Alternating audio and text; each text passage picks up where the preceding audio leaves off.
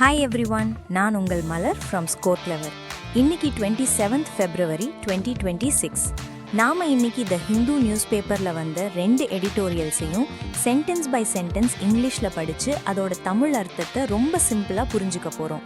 இந்த எடிட்டோரியலோட ஒரு detailed break down, அதாவது ரீடிங் காம்ப்ரிஹென்ஷன் கொஸ்டின்ஸ்லாம் சேர்த்து எங்கள் ஸ்கோர் கிளவர் எடிட்டோரியல் அனாலிசிஸ் வெப்சைட்டில் இருக்குது.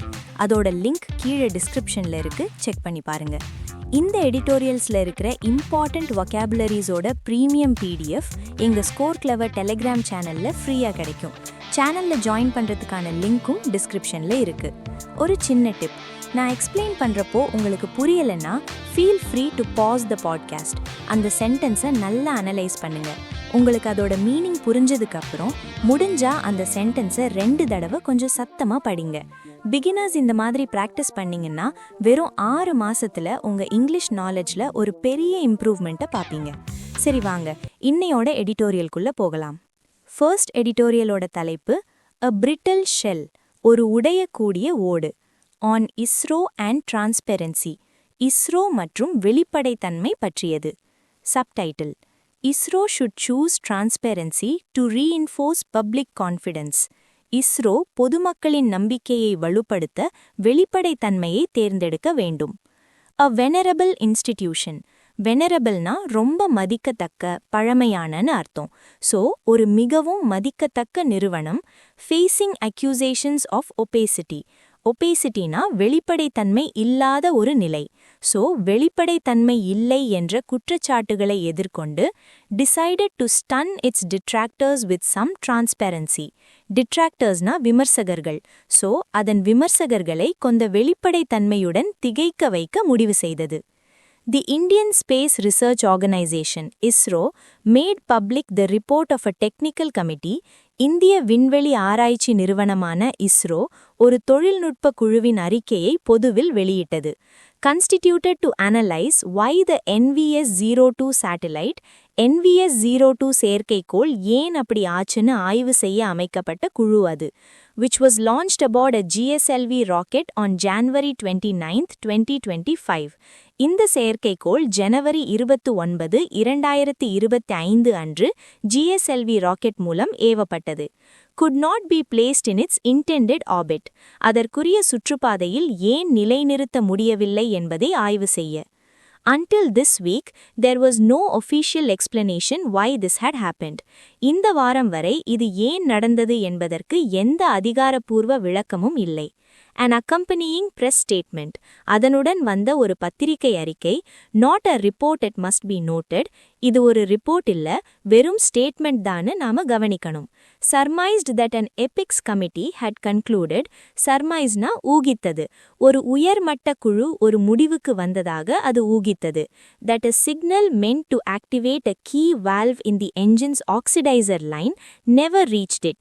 என்ஜினோட ஆக்சிடைசர் லைன்ல இருக்கிற ஒரு முக்கிய வால்வை ஆக்டிவேட் பண்ண வேண்டிய சிக்னல் அந்த வால்வை போய் சேரவே இல்லைன்னு.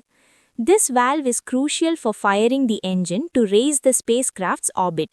விண்கலத்தின் சுற்றுப்பாதையை உயர்த்த என்ஜினை இயக்குவதற்கு இந்த வால்வ் ரொம்ப முக்கியம். And this likely happened because at least one connection in the electrical connector. ஆனால் இது பெரும்பாலும் நடந்ததற்கு காரணம் எலக்ட்ரிக்கல் கனெக்டர்ல இருந்த ஒரு கனெக்ஷனாவது in both the primary and backup lines. Primary மற்றும் பேக்கப் லைன்ஸ் ரெண்டுலையுமே came loose or failed. ஒன்று லூஸ் ஆகிடுச்சு, இல்லைனா ஃபெயில் ஆகிடுச்சு. preventing the signal from getting through. இதனால அந்த சிக்னல் உள்ள போக முடியாம போயிடுச்சு. All of this is useful information. இதெல்லாம் பயனுள்ள தகவல்கள் தான், but only for ISRO to be cautious in future missions. ஆனால் ISRO எதிர்கால திட்டங்களில் எச்சரிக்கையாக இருக்க மட்டுமே இது உதவும். In fact, the press statement continued. உண்மையில் அந்த பத்திரிகை அறிக்கை தொடர்ந்தது. These learnings were successfully implemented in a November 2, 2025 mission by the LVM-3M5 launch vehicle. இந்த பாடங்கள் நவம்பர் 2, 2025 அன்று LVM-3M5 ஏவுகணை வாகனத்தின் ஒரு திட்டத்தில் வெற்றிகரமாக செயல்படுத்தப்பட்டன என்று. that placed the GSAT-7R, India's heaviest communication satellite, in its intended orbit. அந்த ராக்கெட் தான் இந்தியாவின் கனமான தகவல் தொடர்பு செயற்கைக்கோளான GSAT-7R-ஐ அதன் சுற்றுப்பாதையில் நிலைநிறுத்தியது. When the ISRO releases a statement on an event from a year ago, ஒரு வருஷத்துக்கு முன்னாடி நடந்த ஒரு நிகழ்வை பற்றி ISRO ஒரு அறிக்கை வெளியிடும்போது, it must strive to illuminate rather than be seen to declassify under duress. Duressனா வற்புறுத்தல் அல்லது அழுத்தம். ஏதோ அழுத்தத்தின் கீழ் தகவலை வெளியிடுவதாக காட்டிக்கொள்வதை விட, விஷயத்தை தெளிவுபடுத்த அது முயற்சிக்க வேண்டும். It should have revealed whether the connection came loose because of an oversight. ஓவர்சைட்னா ஒரு கவனக்குறைவு. அந்த கனெக்ஷன் ஒரு கவனக்குறைவால் லூஸ் ஆனதா என்பதை அது வெளிப்படுத்தியிருக்க வேண்டும். Whether multiple levels of personnel or machines who scrutinize every nut and screw on the assembly line failed. Assembly லைன்ல ஒவ்வொரு nut ஸ்க்ரூவையும் ஆராயும் பல கட்ட அதிகாரிகள் அல்லது இயந்திரங்கள் தோல்வி அடைந்தனவா என்பதையும், or if a manufacturing anomaly had compounded over time, anomalyனா ஒரு இயல்பற்ற நிலை அல்லது உற்பத்தியில் இருந்த ஒரு குறைபாடு காலப்போக்கில் பெரிதாகிவிட்டதா என்பதையும், in a way that would have escaped detection even by the most vigilant overseers. மிகவும் விழிப்புடன் இருக்கும் மேற்பார்வையாளர்களால் கூட கண்டுபிடிக்க முடியாத அளவுக்கு அந்த குறைபாடு இருந்ததா என்பதையும் வெளிப்படுத்தி இருக்க வேண்டும். At the other end, doing so reinforces public confidence in the institution. மறுபுறம் இப்படி செய்வதால் அந்த நிறுவனத்தின் மீது பொதுமக்களின் நம்பிக்கை வலுப்பெறுகிறது. It should be able to reveal such information without blaming individuals, தனி நபர்களை குறை கூறாமல், or withholding proprietary or strategic information, அல்லது தனி உரிமை அல்லது முக்கியத்துவம் வாய்ந்த தகவல்களை மறைக்காமல், இது போன்ற தகவல்களை அவர்களால் வெளியிட முடிய வேண்டும். Making such failure analysis reports public, as they are called, used to be a routine affair. Failure analysis அறிக்கைகள் என்று அழைக்கப்படும் அத்தகைய அறிக்கைகளை வெளியிடுவது ஒரு வழக்கமான விஷயமாக இருந்தது. However, ISRO seems to have retreated into a shell. இருந்தபோதும் ISRO இப்போது ஒரு ஓட்டுக்குள் சுருங்கிவிட்டதாக தெரிகிறது. Following the back-to-back failures of the Polar satellite launch vehicles in January and in May 2025, ஜனவரி மற்றும் மே 2025இல் போலார் சேட்டலைட் லான்ச் வெஹிக்கிள்கள் அடுத்தடுத்து தோல்வியடைந்ததை தொடர்ந்து. In fact, beyond the technical committees, உண்மையில் தொழில்நுட்ப குழுக்களை தாண்டி, another committee has been set up to probe systemic issues underlying the failures of these rockets. இந்த ராக்கெட்டுகளின் தோல்விகளுக்கு அடிப்படையான கட்டமைப்பு சிக்கல்களை விசாரிக்க மற்றொரு குழு அமைக்கப்பட்டுள்ளது. ISRO should not choose insularity at a time when traditional business models all over the world are being disrupted. Insularityனா தனிமைப்படுத்திக் கொள்வது, disruptனா சீர்குலைப்பது. உலகம் முழுவதும் பாரம்பரிய வியாபார மாதிரிகள் சீர்குலைக்கப்படும் இந்த நேரத்தில் ISRO தன்னை தனிமைப்படுத்திக் கொள்ளக் கூடாது. இந்த எடிட்டோரியலோட டோன் கிரிட்டிக்கல், அதாவது விமர்சன ரீதியானது. ஆசிரியர் இஸ்ரோவோட வெளிப்படைத்தன்மை இல்லாதது, அதாவது டிரான்ஸ்பெரன்சி இல்லாததை கடுமையா விமர்சிக்கிறார். பழைய தோல்விகளுக்கான காரணங்களை முழுமையா சொல்லாம ஒரு ஓட்டுக்குள்ள சுருங்கிட்டாங்கன்னு சொல்றாரு. இப்படி இருக்கிறது பொதுமக்களின் நம்பிக்கையை குறைக்கும். அதனால இஸ்ரோ மேலும் ஓப்பனா இருக்கணும்னு அறிவுறுத்துறார். அதனால இது ஒரு கிரிட்டிக்கல் டோன். கைஸ், ஒரு சின்ன பிரேக். உங்களுக்கு English vocabulary, idioms and phrases and phrasal verbs எல்லாம் ஈஸியா ஞாபகம் வச்சுக்க கஷ்டமா இருக்கா? கவலையே படாதீங்க. எங்க ஸ்கோர் கிளவர் ஆப் இப்ப கூகுள் பிளே ஸ்டோர்ல இருக்கு. இதுல இருக்கிற ஒரு யூனிக் லேர்னிங் டெக்னிக் மூலமா நீங்க ஒரு தடவை படிச்சா போதும், வாழ்க்கையில மறக்கவே மாட்டீங்க. ஆப்பை டவுன்லோட் பண்ணி ட்ரை பண்ணி பாருங்க. அப்படியே எங்களோட இந்த புது பாட்காஸ்ட் முயற்சி எப்படி இருக்குன்னு உங்க ஃபீட்பேக்கை கமெண்ட்ஸ்ல சொல்லுங்க. இந்த மாதிரி ஒரு பாட்காஸ்ட் உருவாக்க எங்களுக்கு நிறைய எஃபர்ட் தேவைப்படுது. ஸோ ப்ளீஸ் லைக், ஷேர் பண்ணி எங்களுக்கு சப்போர்ட் பண்ணுங்க. மறக்காம சப்ஸ்கிரைப் பண்ணிடுங்க. சரி, வாங்க அடுத்த எடிட்டோரியலுக்கு போகலாம். செகண்ட் எடிட்டோரியலோட தலைப்பு டேக்கிங் சைட்ஸ், பக்கம் சார்ந்து இருப்பது. On prime minister Narendra Modi's visit to Israel. பிரதமர் நரேந்திர மோடியின் இஸ்ரேல் பயணம் பற்றியது. Subtitle: India's relations with Israel should not be at the cost of ties with Arab world. இஸ்ரேலுடனான இந்தியாவில் உறவுகள் அரபு நாடுகளுடனான உறவுகளை பாதிக்கும் வகையில் இருக்கக்கூடாது. Prime Minister Narendra Modi's 24-hour visit to Jerusalem was a significant bilateral outreach to Israel. Bilateral அவுட்ரீச்னா இருதரப்பு உறவுகளை மேம்படுத்தும் முயற்சி. பிரதமர் நரேந்திர மோடியின் 24 மணி நேர ஜெருசலேம் பயணம் இஸ்ரேலுடனான ஒரு குறிப்பிடத்தக்க இருதரப்பு உறவு மேம்பாட்டு முயற்சி. But a missed opportunity on Palestine. ஆனால் பாலஸ்தீன விஷயத்தில் அது ஒரு தவறவிட்ட வாய்ப்பு. With complex consequences for India's ties with West Asia. இது மேற்கு ஆசியாவுடன் இந்தியாவுக்குள்ள உறவுகளில் சிக்கலான விளைவுகளை ஏற்படுத்தும். Israeli Prime Minister Benjamin Netanyahu had announced the visit in December. Israel பிரதமர் பெஞ்சமின் நெதன்யாஹூ இந்த பயணத்தை டிசம்பரிலேயே அறிவித்திருந்தார். and confirmed the dates on Sunday. மேலும் ஞாயிற்றுக்கிழமை தேதிகளை உறுதி செய்தார். indicating Israel's keen interest in hosting Mr. Modi. இது திரு மோடியை வரவேற்பதில் இஸ்ரேலுக்கு இருந்த தீவிர ஆர்வத்தை காட்டுகிறது. From Mr. Modi's landing to every engagement up to his departure. திரு மோடி வந்து இறங்கியதிலிருந்து அவர் புறப்படும் வரை ஒவ்வொரு நிகழ்விலும் mister Netanyahu personally escorted mister Modi everywhere. திரு நெதன்யாஹூ தனிப்பட்ட முறையில் திரு மோடியை எல்லா இடங்களுக்கும் அழைத்து சென்றார். escortedனா பாதுகாப்புடன் உடன் செல்வது. After bilateral talks on Thursday, the two leaders agreed to upgrade ties to a special strategic partnership. வியாழக்கிழமை இருதரப்பு பேச்சுவார்த்தைக்கு பிறகு இரு தலைவர்களும் உறவுகளை சிறப்பு மூலோகைய கூட்டாண்மையாக மேம்படுத்த ஒப்புக்கொண்டனர். and signed a critical technologies partnership among more than 15 MOUs in AI, agriculture, culture and education. மேலும் AI, விவசாயம், கலாச்சாரம் மற்றும் கல்வி ஆகியவற்றில் 15க்கும் மேற்பட்ட புரிந்துணர்வு ஒப்பந்தங்களுடன் ஒரு முக்கியமான தொழில்நுட்ப கூட்டாண்மை ஒப்பந்தத்திலும் கையெழுத்திட்டனர். They also agreed to facilitate the employment of 50,000 Indian workers in Israel over the next 5 years. அடுத்த 5 ஆண்டுகளில் இஸ்ரேலில் 50,000 இந்திய தொழிலாளர்களுக்கு வேலைவாய்ப்பை எளிதாக்கவும் அவர்கள் ஒப்புக்கொண்டனர். The engagement and Mr. Netanyahu's deep praise for Mr. Modi and the India relationship was even more intense than during Mr. Modi's 2017 visit. இந்த சந்திப்பு மற்றும் திரு மோடி மற்றும் இந்திய உறவு மீதான திரு நெதன்யாஹூவின் ஆழ்ந்த பாராட்டு திரு மோடியின் 2017 பயணத்தை விட மிகவும் தீவிரமாக இருந்தது.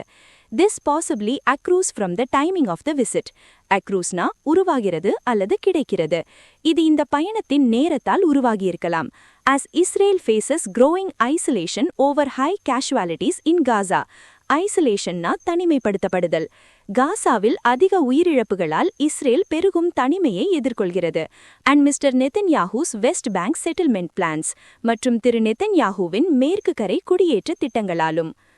In the past week, Israel's West Bank proposals have been condemned by dozens of countries.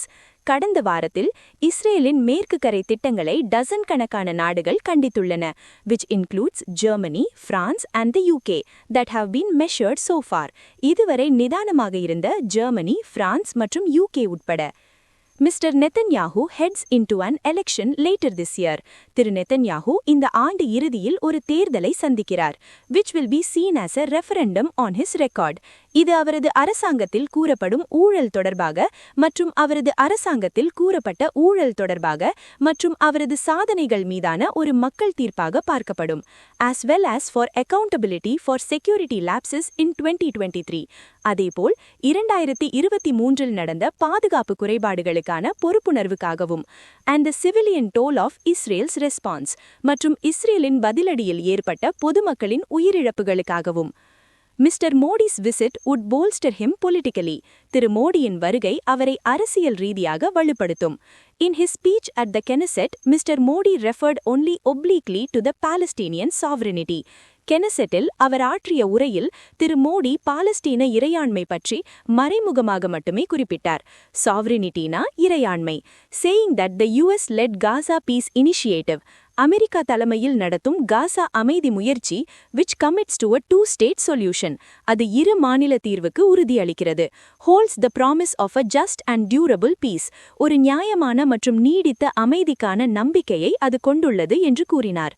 including by addressing the Palestinian issue, பாலஸ்தீன பிரச்சனையை தீர்ப்பதன் மூலமும்.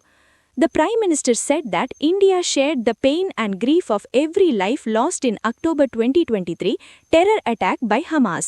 அக்டோபர் 2023 ஹமாஸ் நடத்திய பயங்கரவாத தாக்குதலில் இருந்த ஒவ்வொரு உயிருக்கும் இந்தியா வலியையும் துக்கத்தையும் பகிர்ந்து கொள்கிறது என்று பிரதமர் கூறினார். But made no mention of the high toll, more than 72,000 killed in the strikes on Gaza by Israel since then. ஆனால் அதன் பிறகு இஸ்ரேல் காசா மீது நடத்திய தாக்குதலில் ஏற்பட்ட அதிக உயிரிழப்பு 72,000க்கும் மேற்பட்டோர் கொல்லப்பட்டது பற்றி அவர் எதுவும் குறிப்பிடவில்லை. It is hoped that Mr. Modi will clarify India's position on the conflict. இந்த மோதலில் இந்தியாவின் நிலைப்பாட்டை திரு மோடி தெளிவுபடுத்துவார் என்று நம்பப்படுகிறது. As he did after his last visit. அவரது கடைசி பயணத்திற்கு பிறகு அவர் செய்தது போல. By following it up with a visit to Palestine. அதைத் தொடர்ந்து பாலஸ்தீனத்திற்கும் ஒரு பயணம் மேற்கொள்வதன் மூலம். His decision to travel amidst the threat of US attacks on Iran carried the possible risk of taking sides in the event of a conflict. Iran மீது அமெரிக்க தாக்குதல்கள் நடக்கும் என்ற அச்சுறுத்தலுக்கு மத்தியில் அவர் பயணம் செய்ய எடுத்த முடிவு ஒருவேளை மோதல் ஏற்பட்டால் பக்கம் சாரும் அபாயத்தை கொண்டிருந்தது. Beyond the bilateral, the outcomes of his visit will be judged globally by its impact on the larger West Asian neighborhood. இருதரப்பு உறவுகளுக்கு அப்பாற்பட்டு அவரது பயணத்தின் முடிவுகள் பரந்த மேற்கு ஆசிய பிரதேசத்தில் ஏற்படும் அதன் ஆக்கத்தை கொண்டு உலகளாவியில் மதிப்பிடப்படும். First, his announcement that India-Israel-UAE and India-Israel-UAE-US I2U2 would develop new momentum. முதலாவதாக India-Israel-UAE மற்றும் India-Israel-UAE-US I2U2 கூட்டணிகள் புதிய உத்வேகத்தை உருவாக்கும். As would the India-Middle East-Europe Economic Corridor. அதேபோல இந்தியா மத்திய கிழக்கு ஐரோப்பா பொருளாதார வழித்தடமும். Indicates New Delhi believes that regional initiatives are still viable despite the polarized atmosphere and recent deep fault lines. பிரதேசங்களில் நிலவும் துருவப்படுத்தப்பட்ட சூழல் மற்றும் சமீபத்திய ஆழ்ந்த பிளவுகள் இருந்த போதிலும் இந்த பிரதேச வழித்தடங்கள் இன்னும் சாத்தியமானவை என்று புதுதில்லி நம்புகிறது. Second, a decision to stand with Israel firmly. இரண்டாவதாக இஸ்ரேலுடன் உறுதியாக நிற்க வேண்டும் என்ற முடிவு மற்ற ஆசிய சக்திகளுடன் இந்தியாவின் உறவுகளை பாதிக்கும் விலையில் வரக்கூடும். Which expect India to remain steadfast to its historically calibrated regional balance. Steadfastனா உறுதியான, calibratedனா கவனமாக சரி செய்யப்பட்ட. இந்தியா தனது வரலாற்று ரீதியாக சரி செய்யப்பட்ட பிரதேச சமநிலையில் உறுதியாக இருக்க வேண்டும் என்று அந்த நாடுகள் எதிர்பார்க்கின்றன. And to principles of peace, morality and compassion in the Israel-Palestine conflict. மற்றும் இஸ்ரேல்-பாலஸ்தீன மோதலில் அமைதி, ஒழுக்கம் மற்றும் இரக்கம் ஆகிய கொள்கைகளிலும் உறுதியாக இருக்க வேண்டும் என்று அந்த நாடுகள் எதிர்பார்க்கின்றன. இந்த எடிட்டோரியலோட டோன் அனலிட்டிக்கல் அண்ட் கிரிட்டிக்கல், அதாவது இது பகுப்பாய்வு மற்றும் விமர்சன தன்மையுடையது. ஆசிரியர் மோடியோட இஸ்ரேல் பயணத்தை 2 பக்கம் இருந்து அனலைஸ் பண்றாரு. இஸ்ரேலுடனான உறவு வலுப்படுவது ஒரு பக்கம், ஆனால் பாலஸ்தீன விஷயத்தை கவனிக்காதது அரபு நாடுகளுடன் உறவை பாதிக்கலாம்னு கிரிட்டிக்கலா சுட்டிக்காட்டுறாரு. வெறும் தகவலை மட்டும் சொல்லாம அந்த நிகழ்வோட பின்விளைவுகள் என்ன, அதோட இம்பாக்ட் என்னன்னு அலசுறாரு. அதனால இது analytical and critical tone. So, இன்னையோட 2 எடிட்டோரியல்ஸையும் நாம பார்த்துட்டோம். Hope it was useful. Wait, போறதுக்கு முன்னாடி ஒரு எக்ஸைட்டிங் அனௌன்ஸ்மெண்ட். எங்க ஸ்கோர் கிளவர் டெலிகிராம் சேனல்ல தினமும் ராத்திரி 7 மணிக்கு ஒரு குவிஸ் நடக்குது. அதுதான் எடிட்டோரியல் வெக்காபுலரி லீக். இது எடிட்டோரியல் வெக்காபுலரிக்கான IPL மாதிரி. தினமும் குவிஸ்ல பார்ட்டிசிபேட் பண்ணுங்க. மந்த்லி லீக்ஸ், ஸ்கோர்ஸ், ரிவார்ட்ஸ்னு நிறைய இருக்கு. உங்க வெக்காபுலரி ஸ்கில்ல அடுத்த லெவலுக்கு கொண்டு போக இப்பவே எங்க வெக்காப் லீக்ல ஜாயின் பண்ணுங்க. Joining link is in the description. நாளைய எடிட்டோரியல் அனாலிசிஸ்ல சந்திப்போம். This is your Malar from Score Clever signing off. Bye bye.